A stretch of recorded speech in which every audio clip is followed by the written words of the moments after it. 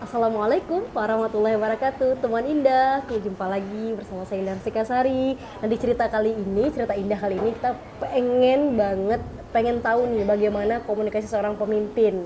Nah, ini bersama teman saya, sahabat saya, Bang Yusri Razali. Thank you so much Bang Yusri. Ya, alhamdulillah. Alhamdulillah sehat ya Bang ya? Alhamdulillah sehat. Alhamdulillah sehat. Nah, Bang Yusri ini merupakan komisioner Komisi Independen Pemilihan Kota Banda Aceh. Ya. Bang Yusri, jadi Pak Komisioner sekarang. Jadi cerita sedikit, kita tuh satu di kuliah pengabdian masyarakat di akhir masa kuliah S1 dulu. Kita di Kabupaten di Kecamatan Sangat Selatan, di Kabupaten Biren ya Bang ya? Ya, di Kabupaten Biren. Nah, jadi ketemunya di sana pada saat itu dan kemudian akhirnya bisa kontak tapi tetap update di media sosial. Dan akhirnya beliau sekarang sudah jadi Pak Komisioner. Bang, ceritain dong kita Bang ke teman Indah, gimana kemudian proses menjadi Bang Yusri hari ini? Ya, kalau kita melihat jadi saya hari ini itu mungkin terlalu berat mungkin ya. Yes. Berat. Jadi ya, karena apa? Karena saya merasakan dari dulu sampai sekarang masih tetap yang sama seperti itu. Jadi tidak ada perbedaan yang yang lebih gitu. Jadi masih tetap sama, masih tetap Yusri yang dulu, tetap Yusri yang lama, tidak ada perbedaan yang lebih mencolok seperti itu. Asli Kota Banda Aceh Bang? Ya, saya kalau asli sebenarnya di kelahiran saya di Merdu, Pidijaya. Pidijaya. Ya, hijrah ke Kota Banda Aceh di saat melanjutkan studi S1. S1. Berarti S1. pas kuliah S1 UIN. di UIN. IAIN pada saat itu kita ya. Berarti itu hijrah ke Banda Aceh. Itu hijrah ke Banda Aceh. Memang saya ada tertanam dalam hati semenjak kecil bahwa saya ingin merantau. Ya, ingin merantau, ingin tinggal di daerah ini. Memang ini sudah menjadi budaya masyarakat Pidi ya. Iya, ya di mana-mana ada. Di mana-mana harus merantau. Jadi itu tertanamkan. Kalau kita berbicara ke belakang mungkin Indah, itu salah satu motivasi saya yang pertama di saat saya masih SD pada saat itu. Jadi saya tidak tahu apakah mahasiswa dari Unsia atau sekarang USK bukan lagi Unsia. Iya. Ya. Jangan salah-salah ya Bang. Apakah lagi mahasiswa di Pelintir ya? Apakah mahasiswa dari USK atau dari IAIN dulu yang sedang kuliah pengabdian masyarakat juga di kampung saya. Jadi itu jadi motivasi ya ada mahasiswa KPM. Jadi itu saya menjadi motivasi semenjak SD. Belum berlagi kakak-kakaknya sih. Jadi terjadi motivasi. Yusri SD itu udah berpikir seperti itu? Sudah berpikir seperti itu. Dan saya semenjak SD, entah memang kenapa. Jadi teman-teman dekat saya pada umumnya itu kakak-kakak kelas. Ya, saya berteman. Jadi tuhangan kamu. Ya, tuhangan. Jadi memang saya juga berteman juga yang satu kelas. Namun teman dekat, sahabat dekat itu biasanya kalau saya kelas 1 kelas 3 mereka. Saya kelas 3 mereka ada yang kelas 6. Jadi berpengaruh pada pola pikir. Jadi berpengaruh pada pola pikir mungkin. Jadi karena teman-teman dekat ya sampai dengan sekarang sahabat dekat saya kebanyakan orang-orang tua. Memang ke bawah sih Bang mirip. Jadi maaf ya Bang Yusri. Ya, makanya mungkin saya terbawa agak lebih tua mungkin. Ya, jadi ini terpengaruh dengan pola pikir saya karena mungkin efek berteman dengan yang usia lebih tua daripada saya, dan hijrah saya ke Banda Aceh dan saya aktif di organisasi. Kayaknya banyak nih Bang, saya ngelihat listingnya kayaknya banyak nih organisasi yang diikutin. Ya, memang banyak, tapi hanya satu ataupun dua organisasi yang sangat melekat kepada saya dalam pembinaan kepada saya itu adalah PII ya. PII. Saya di PII pernah menjadi ketua PII di IAIN dulu, dan juga pernah menjadi ketua PII di Kota Banda Aceh. Dan di saat itu saya ingin belajar lebih, sehingga saat itu saya antara organisasi dan kuliah saya lebih sempat tertinggal saya kuliah, makanya saya telat selesai. Sebenarnya saya 2010 itu sudah selesai. Namun 2011 akhir baru KKN. Beda ya Bang, lada umur pucuk benale. Kalau misalnya udah fokus di tempat lain, emang rumput tetangga lebih hijau. Ya, itulah makanya ini jangan dicontoh, jangan diikutin bagi teman Indah. Memang salah satu misi di PI lah, salah satu adalah sukses tadi Indah. Sukses tadi ya, jadi sukses di organisasi, sukses juga di pendidikan juga. Namun saya mungkin ini satu kelemahan saya, dan saya sempat selesai kuliah hampir 7 tahun, Indah. Hampir 2 tahun. 6 tahun setengah. Tadi hampir pecah telur ya. Hampir pecah telur, 6 tahun setengah. Dan saya lebih fokus di organisasi pada saat itu. Oke. Dan juga kalau latar belakang keluarga juga mungkin dari keluarga biasa, jadi orang tua petani, jadi merantau ke Banda Aceh. Dan pengaruh di organisasi banyak saya jumpai dengan orang-orang baru. Oke, dan itu yang membentuk Bang Yusri Ya. hari ini ya. Jadi Banyak, proses di organisasi itu proses, malah ya. banyak jumpa dengan orang-orang baru dengan berbagai macam latar belakang. Ada yang pejabat juga, ada pengusaha juga. Jadi memang di sana kita terpola. Oke. Ya, kita- Berapa tahun Bang berarti di PI? Berarti kalau kita Kalau saya aktif, yang benar-benar aktif itu semenjak 2008 sampai dengan 2011. berarti 2008 ke 2011, Ya, itu 9, yang- 10, itu 3 tahun ya? Itu yang benar-benar saya aktif di dalam kepengurusan ya.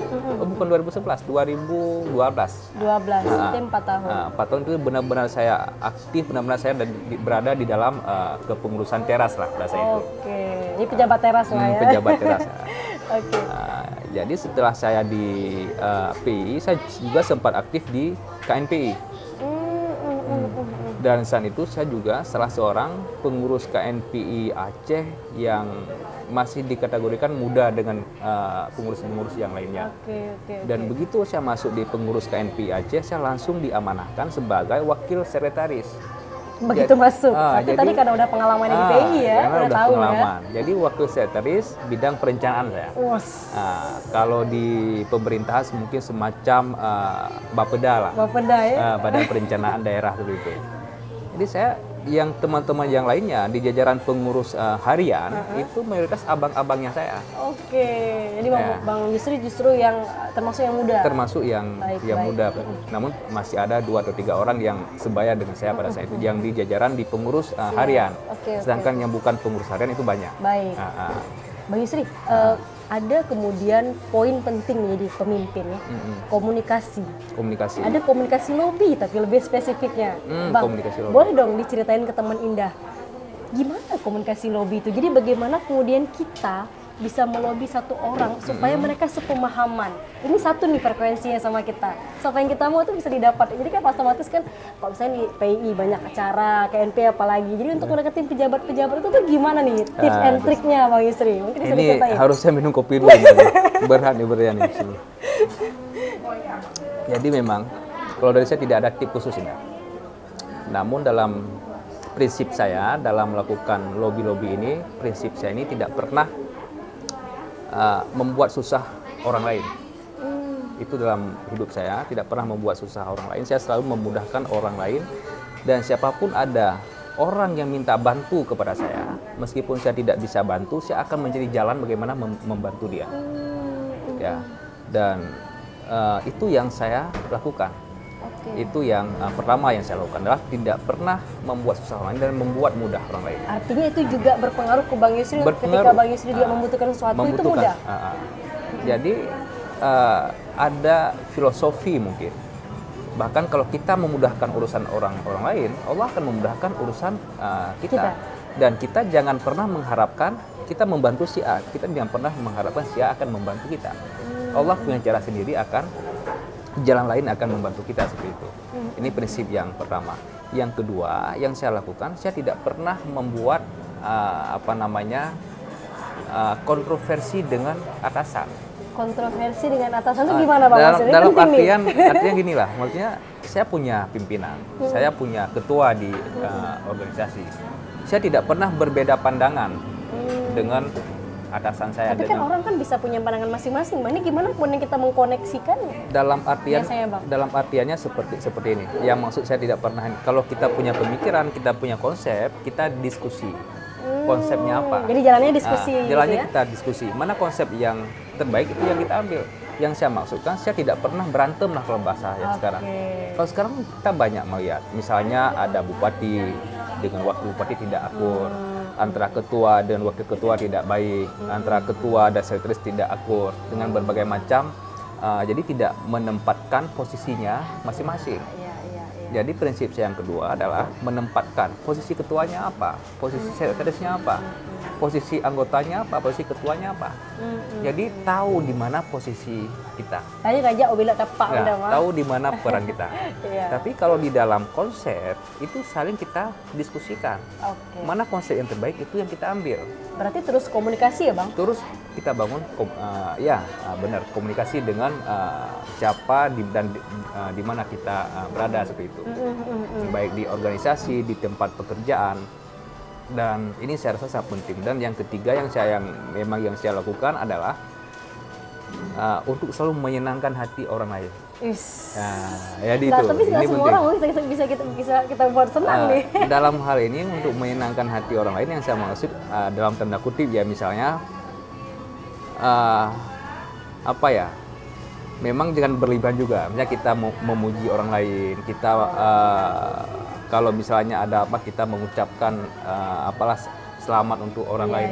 Kan itu tidak penghargaan untuk orang lain. Kita memberikan kan hal yang itu gitu kan tidak perlu kita jual hana pelet aku belum lampuh lah. Betul. Hana pelet aku belum belang. Simple. Jadi kita selalu memberikan penghargaan. Baik. Dan yang mungkin yang terakhir mungkin dalam hal ini yang sering saya praktekkan adalah dan dalam agama kita juga itu disuruh Indah adalah menghadiri undangan. Ya. Jadi setiap ada undangan saya usahakan selalu hadir. Oke.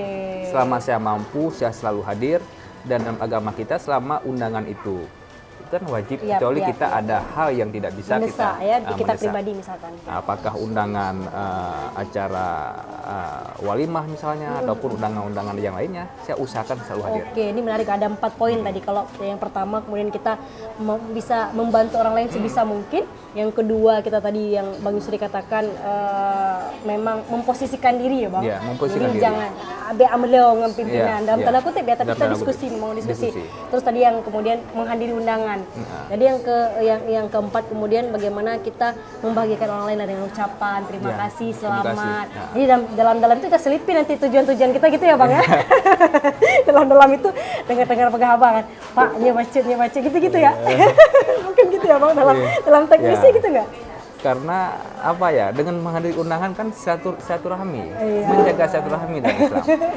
Ya, jadi ini yang kita lakukan dalam hal tidak ada trik khusus ya, tidak ada trik khusus. Namun kalau kita lakukan hal-hal yang seperti ini mungkin hal yang positif orang akan melihat, akan memberi kepercayaan seperti itu, dan kita menjaga kepercayaan itu yang sudah diberikan. Oke, sip Bang. Bang, jadi komisioner ini ceritanya gimana nih? Bisa kemudian dari organisasi itu jadi komisioner kan orang-orang di balik pemilu Kota Banda Aceh ini Bang Yusri nih, nanti ke 2024 masih nggak Bang? Insya Allah masih 2024. Sampai ini udah berapa periode berarti? Saya baru periode pertama. Udah berapa tahun?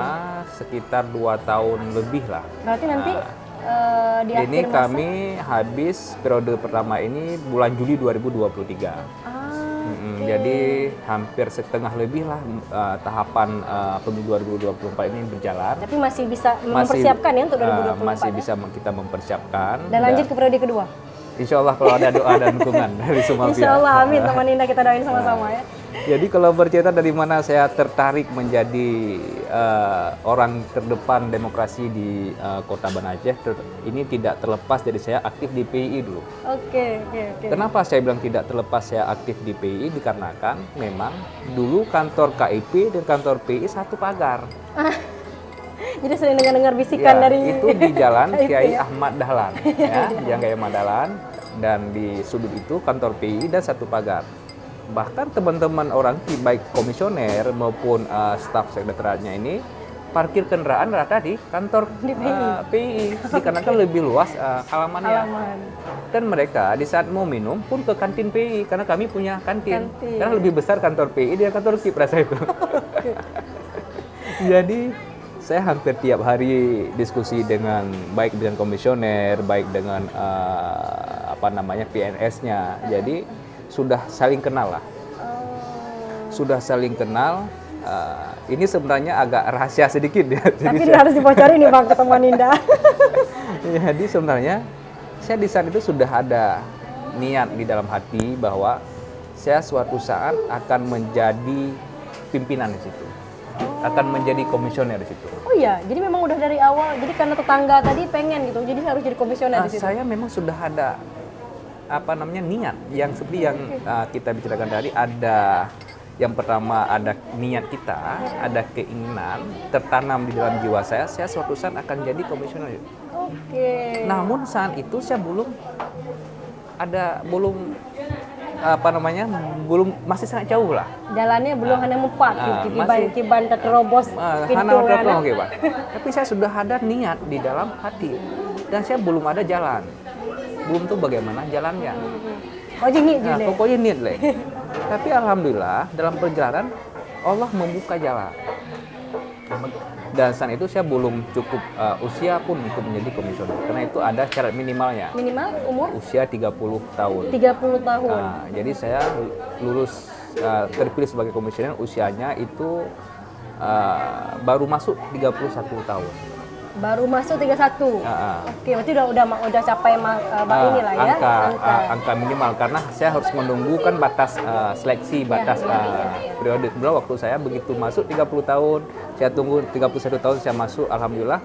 Pertama sekali saya ikut seleksi dan juga ini bukan karena kepintaran saya, bukan karena ini juga ada gerak Tuhan mungkin, ada gerak Allah yang memberikan jalan kepada saya.